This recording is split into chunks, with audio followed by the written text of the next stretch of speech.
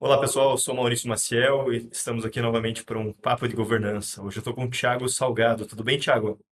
Tudo bem, Maurício? Prazer estar com você aqui hoje.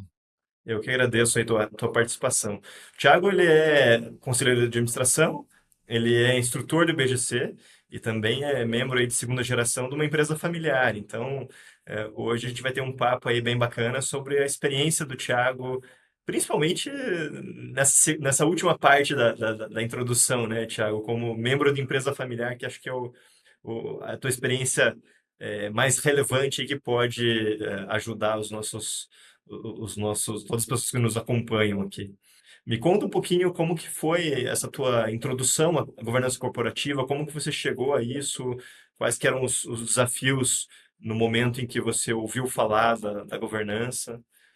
Legal. Olha, acho que falando de coração aberto aqui, embarcar numa jornada de governança, participar de um evento sobre esse tema, conversando assim como a gente está conversando hoje, mudou a história da nossa família e da nossa empresa. Então, assim, eu sou muito grato por tudo e por a nossa família ter tido a coragem de embarcar nessa jornada. E eu falo jornada, Maurício, para a gente começar esse papo aqui, porque eu não acredito numa varinha mágica que fala, pum, você tem governança, né? E se alguém te falar isso, fuja, né? Porque governança é um processo, cara, é uma jornada mesmo, que começa e nunca mais termina. Não termina porque a família muda, o mercado muda, a empresa cresce e a gente tem que estar adaptando. Mas existem boas práticas aí, né? Não existe uma receita pronta para ninguém, mas existem algumas coisas que algumas empresas familiares fizeram e que aumentaram o grau de sucesso para elas continuarem, né? Para elas continuarem por gerações. Então, é um pouco disso. E a primeira vez que eu escutei falar de governança foi conversando assim com um amigo que me perguntou: Tiago, você já ouviu falar de governança? E na época eu achava que governança não era para mim, era para grandes empresas, né? Não sei se você já ouviu isso, né? Mas, Sim, pô, todo dia. governança é para todo dia, né? Gover o quê? Então, assim, pô, isso aqui não é para mim, né? E hoje eu tenho uma convicção que governança é para todos, né? Governança é para uma fazenda, eu venho do agro, eu sou agrônomo, eu trabalho muito com empresas do agro. Governança é para uma padaria, para um comércio, para uma indústria, não tem essa distinção. O grande lance é como é que a gente adequa a governança possível e a gente vai evoluindo essa governança à medida que as coisas vão acontecendo. Então, é um pouquinho disso. E a partir desse momento que a gente começou essa jornada, eu digo que mudou a nossa história, por quê? Porque a gente começou a discutir coisas importantes e difíceis, hein? Vamos falar a verdade aqui. Não é fácil, cara, esse trabalho. Tem que ter muita coragem, porque tem conversas que envolvem interesses, relacionamentos, emoções, né? Só quem trabalha com a família sabe o tamanho do que é o desafio. Então, a gente conseguiu, acho que o ponto-chave para a nossa família, e eu tenho orgulho de ter sido a pessoa que levantou essa bandeira lá, a gente definiu claramente os papéis, o que é ser sócio e não dono, o que é ser irmão, o que é ser executivo, o que são dividendos, o que é salário, o que é retirada, sabe? Coisas que a gente acaba misturando tudo e não é em casa, no almoço que a gente discute, tem que ter lugar certo para isso. Então a gente passou por tudo isso, tenho muito orgulho porque a partir dessa jornada a gente trouxe alguém de fora para nos ajudar, então fica aí primeiro uma provocação para a gente. É a minha opinião, tá? Eu acho que é quase impossível você embarcar numa jornada de governança sem alguém independente, experiente, de fora, que vem colocar e fala coisas que a gente precisa ouvir, que facilita as conversas entre a gente, media muitas vezes algumas coisas e coloca pautas na mesa que a gente não estava olhando, porque não sabe como fazer. Como é que você faz uma reunião de conselho se você nunca fez, né? Então, essa pessoa de fora, eu acredito muito nisso e tenho tentado fazer isso hoje com outro papel agora não mais na minha família, mas ajudando outras, né? Porque a gente passa pelos mesmos desafios. Essa pessoa de fora tem o desafio de colocar o bumbo, tocar o ritmo, sabe? Dessa sinfonia da jornada da governança. Então, enfim, acho que é um pouco disso que aconteceu com a gente. Legal. E até acho que a presença de um externo faz as pessoas se comportarem de forma diferente, né? Muda aquele clima de almoço de domingo, né? É isso que você É sente? engraçado. Até na sua casa, né? Você recebe uma visita, você arruma o chinelo do chão, você É, muda, né? exatamente. As pessoas se comportam diferente. E eu brincava que às vezes o Josmar, né, que é um querido, que hoje é um grande amigo, mentor, foi executivo de multinacional e foi um cara importante na nossa jornada, né, na nossa família, na nossa empresa. Ele falava assim que Às vezes eu falava alguma coisa, o Josmar vinha e falava a mesma coisa e o impacto era completamente diferente, né? Então tem isso também, Uhum. santo de casa às vezes não faz milagre, viu, Maurício? É. Não, legal. E aí você, assim, você poderia dizer que mudou completamente, fez muito bem para você, enquanto pessoa, para sua família e para a empresa, as três coisas. Não, eu afirmo isso, vivi isso na pele e tenho vivenciado isso em várias outras famílias. Então, a partir desse momento, a gente começou a discutir. Eu vou dar exemplos, né? Um dia minha mãe chegou na empresa e falou assim: por que que você ganha mais que a sua irmã? Olha para uma pergunta que veio no meio da mesa, né? Na cabeça dela, com o chapéu de mãe, achando que estava tendo uma injustiça de dois irmãos iguais ganhando diferentes. E de repente o externo fala assim: não, o diretor executivo tem um salário diferente da gerente financeira. Então, olha as coisas como são, né? Um dia a minha mãe, eu falo minha mãe porque ela foi a fundadora. Eu admiro, é mãe, amiga, é uma visionária.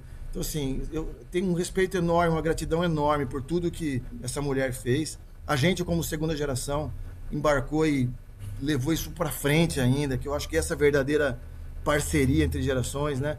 Mas um dia ela chegou na empresa e falou assim: quer dizer que a empresa que eu fundei, que é minha, eu não posso ir lá pegar o dinheiro e usar para que eu quiser? Aí alguém tem que falar: não, desse jeito não. Existe uma política para isso. Então, o papel de sócio é muito difícil algumas questões, né? Então, a gente estabeleceu no conselho a aprovação de um budget, de um orçamento. Não tínhamos isso, né?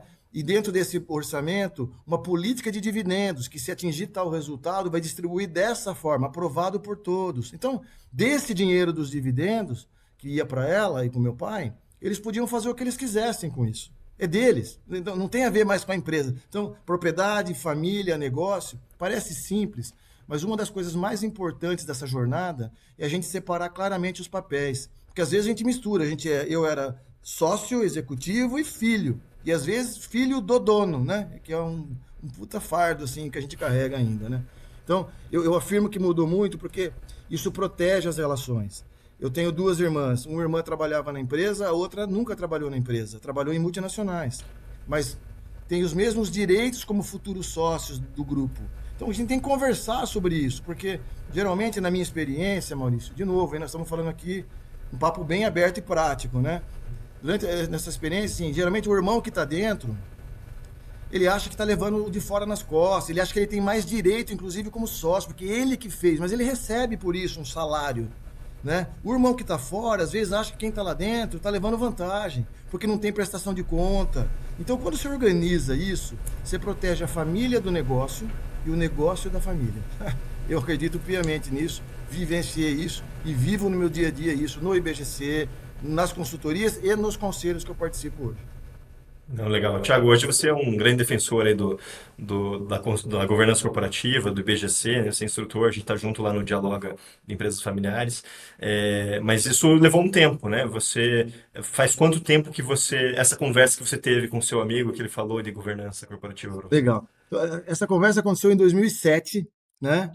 E até lá a gente estava numa empresa que era de um certo tamanho e a gente já estava vivendo alguns desafios que a gente sentia, mas nem sabia. Né? É isso que é.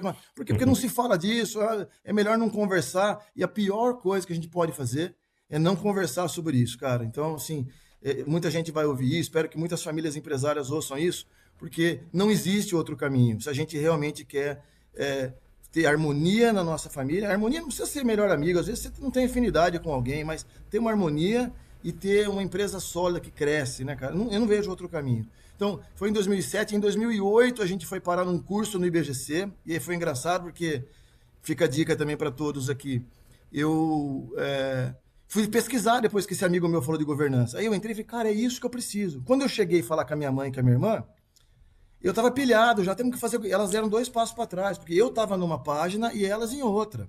Então, assim, dica Master Plus. Todos têm que subir a régua e estar na mesma página para entender o que é governança, por isso que esse trabalho, essa iniciativa que eu tenho o maior prazer de estar aqui com você hoje, isso é muito importante, porque a gente começa a entender e falar com todo mundo no mesmo nível de consciência sobre governança. Porque senão a pessoa que não entende isso acha que pode ir lá e mexer, confunde os papéis, e esse é o grande ponto de problema que dá essas estatísticas que as empresas nem conseguem passar de primeira para segunda geração, né? São muitas, né? São a maioria, né? Então, Eu falei para minha mãe, ela falou para mim assim, olha, vai você no curso, depois você conta para nós. Eu falei, nós vamos junto. E aí fomos eu, a minha irmã e minha mãe, passamos 3 dias num curso no IBGC. O curso chamava, tem até hoje o curso, já foi remodelado, era Governança Corporativa para Empresas Familiares. Durante o evento, a minha mãe viu pelos próprios olhos dela, não fui eu que falei, cases de empresas que estavam voando, crescendo na quarta geração, um império sendo montado, a família bem, e viu empresas que irmão não fala com o irmão, não tem mais Natal, a empresa quebrou, briga no judiciário. Ela olhou no meu olho e falou, entendi o que você está falando. Pá! A partir desse momento que a pessoa fala, entendi, a minha irmã entendeu, esses três falaram, nós vamos colocar energia, porque tem que pôr energia, você tem que investir, e esse assim, é caro, não, mas é caro governança. Caro é não ter governança, né? Então, governança é um investimento que vai se pagar de longe durante os anos, porque vai evitar um monte de problema, vai evitar tributo que não precisa, vai evitar briga e vai manter uma família junto. Então, não tem preço isso daí, na minha cabeça. E foi por isso que a gente quis fazer na nossa família. A gente queria, além de organizar tudo, proteger as relações, olhar para frente, né? Então, foi um pouco desse trabalho. E aí, eu acho que nós começamos. Aí, nesse evento, a gente conheceu o Josmar. E ele veio, de novo, ele foi importantíssimo. Essa pessoa de fora que vem, ela é a pessoa que começa, vamos por aqui, depois que você mata isso aqui, você pega. Não adianta abrir todas as frentes ao mesmo tempo. Mas a gente daí montou o conselho, definimos papéis, fizemos um acordo de sócio, montamos um conselho de família, um protocolo de família, a gente estabeleceu uma política de dividendos, plano de cargos e salários. Cara, a gente foi, matava um, abria outro. E assim, a gente brincava que era pior que ontem, né? A gente vai estar sempre pior que ontem, não, era melhor que ontem e pior que amanhã. E a gente ia nessa toada, né? E essa é uma colocação importante, porque um dos grandes erros que eu vejo em algumas empresas é querer abrir e fazer um monte de coisa ao mesmo tempo. É acordo de sócio, cara, faz uma coisa, as pessoas entendem, demora um tempo para a gente poder prestar conta. A gente nunca prestou conta. Fundador, no início das empresas familiares, fundador pega o dinheiro na hora que quer, não presta conta para ninguém, e de uma hora para outra você fala para ele assim, agora você vai ter que prestar conta num conselho. Demora um tempo para as coisas acontecerem, né? Então, foi isso. Então começou, esse start nosso começou em 2008 e nunca mais parou, né? Enfim, aí as coisas foram evoluindo e continuam até hoje. E você, bom, você que estava administrando o negócio já naquele momento, tua mãe já estava fora do negócio ou ela também Vamos lá, a minha administrava? mãe, assim, a minha mãe, ela fundou a empresa, a minha mãe é uma cientista, a nossa empresa chama, né, Sanavita, uma marca incrível, líder de colágeno hidrolisado no Brasil, shake, whey protein, sport nutrition, uma marca, eu sou fã dessa marca. E ela desenvolveu, ela é uma cientista de alimentos, ela é professora da USP, então ela é uma pessoa técnica, ela é uma pesquisadora, ela não é uma administradora. A minha tia, que era a pessoa que fazia toda a parte de administração. Então elas começaram a empresa em 84. Em 94 eu entrei. Então, durante 10 anos elas se viraram lá, a nossa empresa tinha 4 funcionários, fazia as coisas na mão. Tenho muito orgulho dessa história, tenho fotos disso, né? Um dia a gente conta esse case aí, né, para mais gente, né? Mas eu fui muito bem recebido pela minha tia. Minha mãe vinha, ela dava entrevista, ela desenvolvia produtos, era a sócia, mas ela não estava no dia a dia da empresa. Logo eu comecei, e foi em 94 que começou a chegar a internet, então eu cheguei ajudando muito, né? E muito humilde também, respeitando muito quem estava lá. E a gente começou a crescer essa empresa. Em 99 a minha irmã entrou e aprendeu muita coisa, assumiu uma parte financeira. Então, naturalmente, eu acabei assumindo uma parte mais de gestão, a minha irmã assumiu um pouquinho mais a parte financeira, a minha tia estava mais velhinha já, começou a fazer mais ajudar no que precisava, né? Até depois ela sair, a gente manteve o salário dela ad eterno, até ela não estar mais aqui com a gente, né? Muito grato a ela. Então, foi diferente do que eu vejo no caso, que minha mãe não era a pessoa que estava à frente. É mais difícil quando o fundador está no dia a dia do negócio. É muito mais difícil, né? Mas não foi fácil para a gente também, não, né? Então, eu já, naturalmente, e aí eu assumi o papel de CEO, de diretor executivo, mas a empresa começou a tomar outras proporções. A gente construiu fábrica, CD, a gente implementou sistema, o departamento pessoal virou RH. Um ponto importante, a gente atraiu muitos talentos para a nossa empresa, porque, de novo, Maurício, se me perguntar, cara, o que você faz uma empresa crescer hoje? Gente boa e competente, cara. A empresa é consequência da atitude das pessoas que estão lá, ponto. E gente boa, talento, não vem para a empresa que não tem governança, cara. Não vem. Antigamente aceitava a empresa de dono, achava bonito, dava risada. Hoje em dia, não existe. Você tem que ter um plano de remuneração claro, você tem que ter reconhecimento, você tem que ter mérito, você tem que ter uma diretriz, um plano estratégico bem montado, um conselho dando suporte, poder ter um ambiente de segurança. Isso atrai talentos, né? Então a gente começou a fazer isso, né? Então isso começou a acontecer. E quando a gente começou a chegar a um certo ponto, que aquele comitê que a gente criou lá junto com o Josmar começou a tomar corpo, a gente começou a aprender, começou a prestar conta, começou a virar um conselho, contratamos outro conselheiro independente, tinham dois. Eu falei, poxa, agora eu preciso me preparar para lidar com o conselho, porque se nós vamos ter um conselho aqui, como é que eu vou saber se esse conselho está indo bem ou não? Como é que, porque eu ia participar desse conselho, eu ia prestar conta para esse conselho como CEO. Então eu vivi esse mundo de ter que prestar conta para um conselho, como um diretor executivo, né? E aí o Josmar falou, tá na hora de você fazer um curso no IBGC de conselheiro, cara. E aí começou a minha história. Isso foi em 2014, 2015, só para você ter uma ideia de timing, né? Uhum. E eu cheguei lá em um monte de empresa grande, fazendo curso de conselheiro, e eu nem queria certificar nada, porque nunca imaginei que eu ia ser conselheiro em outros lugares, né? Eu queria fazer porque eu estava fazendo para o meu grupo, né? E foi uma Uhum. experiência incrível, porque eu conheci muita gente boa, conheci mais o IBGC, me conectei com a causa do IBGC, e naquele momento eu falava assim, poxa, o IBGC não fala comigo, cara. O IBGC fala, é um governês, mas é uma instituição incrível, referência, os melhores conselheiros do Brasil, empresas abertas estão lá. Mas ele fala de coisas que não estão na minha realidade aqui. Comitê de tem que fazer. Cara, não tenho nada disso, nem vou fazer isso. Conselho consultivo, não podia falar de conselho consultivo. Agora publicamos, agora, semana passado, participei da publicação na curadoria. Para mim, eu abri um vinho na hora que publicamos isso. Falei, cara, aqui o IBGC entendeu que precisa levar governança para esse mundo com uma linguagem prática, com a governança possível, não com aquela estrutura, né? Você pega uma governança da Natura e põe na Sanavita, não dá, cara. Então nós estamos misturando os assuntos aqui, mas o ponto é, eu fui me preparar para poder ser um conselheiro. E aí, como eu vivenciei muitos desafios desses papéis, de implementar governança na própria família, conversei com muitas outras famílias empresários, falei muito desse case para muita gente, eu comecei a ser convidado para ajudar naturalmente, cara, não fui atrás disso, nada, para ajudar outras famílias empresárias a passar pelo que eu passei, porque eu entendi exatamente o que a pessoa estava sentindo ali. Eu falava, cara, eu falava, você leu minha cabeça. Não, a gente passa por isso, né? Relação com o fundador, a dificuldade de prestar conta, de ser reconhecido dentro da sua própria empresa. Cara, tem um monte de desafio que a gente ficaria aqui um mês falando aqui, né? Mas foi um Né? pouco disso que aconteceu nessa Legal. história nossa.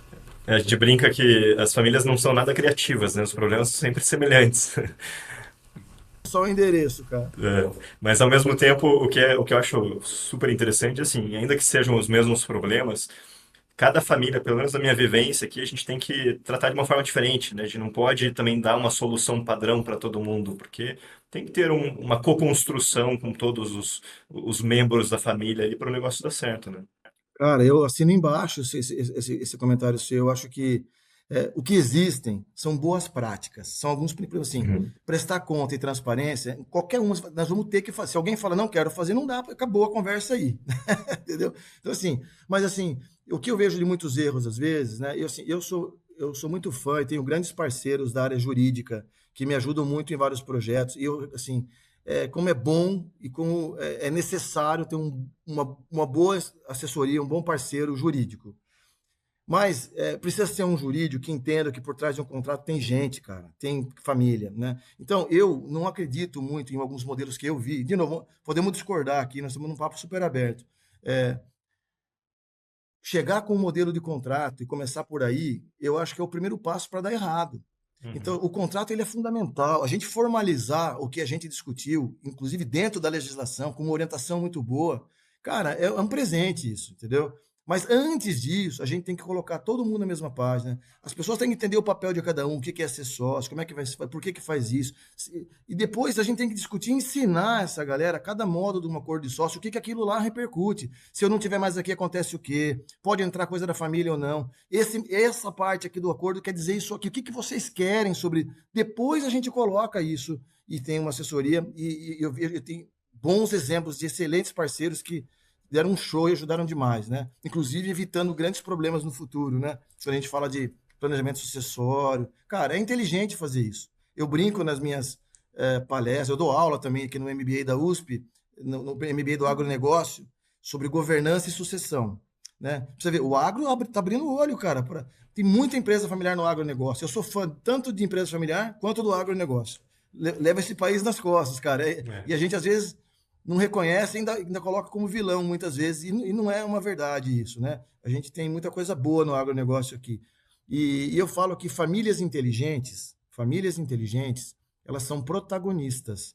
E elas discutem tudo quando tudo está bem e elas desenham o futuro que elas querem. Elas não esperam acontecer algum problema.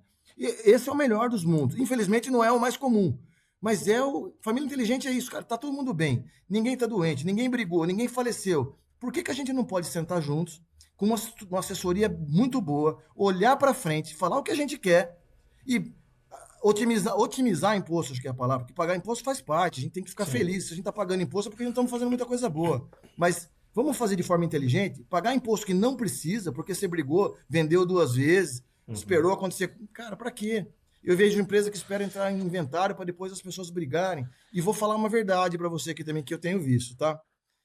Quando morre, às vezes, o fundador, a relação de quem ficou muda, cara. E tava tudo bem, mas não é tudo bem depois. Mas nossa família, cara, tudo bem a gente formalizar e deixar tudo organizado e a gente olhar no olho um do outro e o que a gente combinou está no papel. É isso que para mim é o que deve fazer. Exagerei na tinta aqui, mas é que eu acredito. Não, perfeito. Isso está muito em linha também com a minha vivência aqui, com o que a gente observa. E a gente passou, isso que você falou dos modelos, né?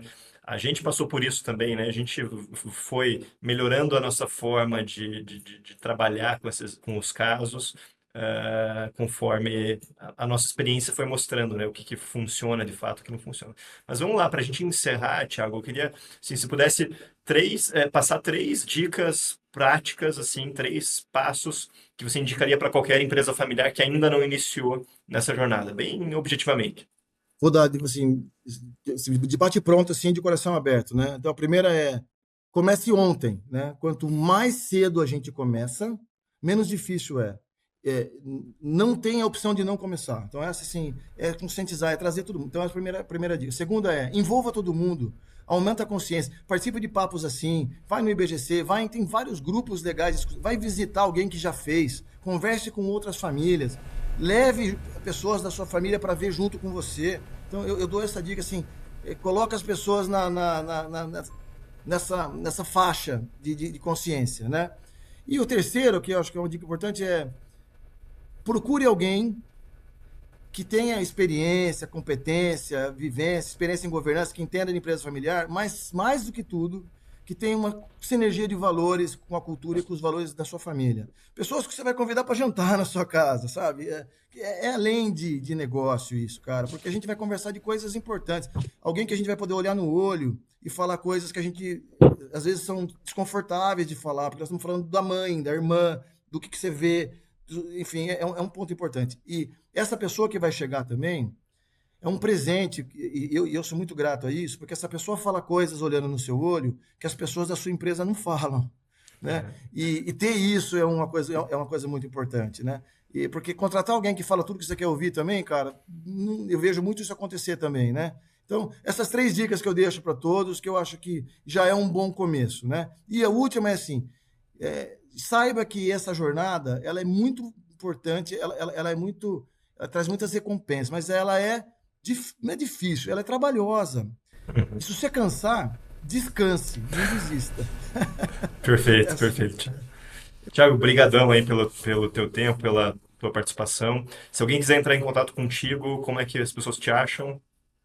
Olha, eu posso compartilhar o contato com você, mas pode ser através do meu e-mail, não sei se talvez seja o melhor contato, através do LinkedIn, né? Eu acho que a gente lá tem toda a minha. O pessoal pode entender um pouquinho a minha trajetória, o que eu tenho, os desafios que eu tenho encarado hoje, né? Acho que é legal essa troca, né? E tem o site do Família SA, acho que eu vou deixar esse site também, que ele não está tão atualizado, porque era uma ideia de colocar uma série de conteúdos lá, mas eu não consegui ter tempo suficiente para isso, por estar tão envolvido em outros projetos, né? Que é o familiasa.net, né? O meu e-mail é thiago@familiasa.net. Acho que esses dois contatos aí, acho que já dá. Enfim, a gente vai estar. Me acham no IBGC, estou participando muito ativamente lá. Bom, estamos juntos no Dialoga, lá acho que altas discussões boas, né, Maurício? É. Então, a gente vai se encontrar mais vezes aí também. Excelente. Muito obrigado, Thiago. Um Tá abraço. bom? Obrigado, parabéns pelo trabalho aí. Um abraço, pessoal. Obrigado. Valeu.